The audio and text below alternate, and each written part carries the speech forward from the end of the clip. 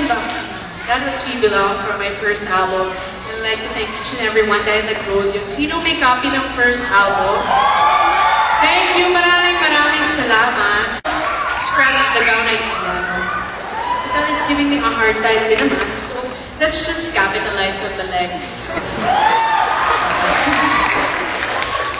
Anyway, now, medyo personal na naman yung pag-uusapan natin. Actually, yung first, parang nagkukwentuhan lang naman kami. Every song merong mga story. So this second song that I'm going to give you is for people na, I think yung mga in love. Sino ang mga hopeless romantic dito? Pinoys or hopeless romantic?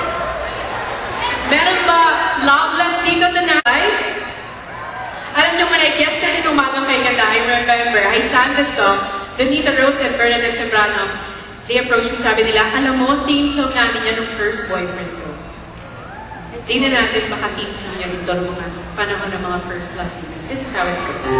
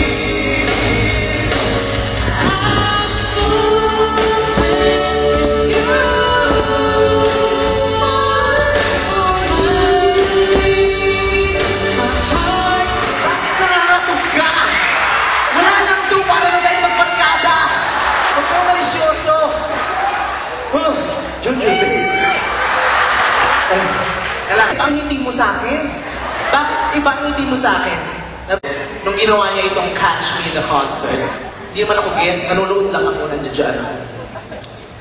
Tapos meron siyang ginawang kinantang medley ng mga OPM songs na kinanta ng mga paborito niyang singer na naka-influensya siya.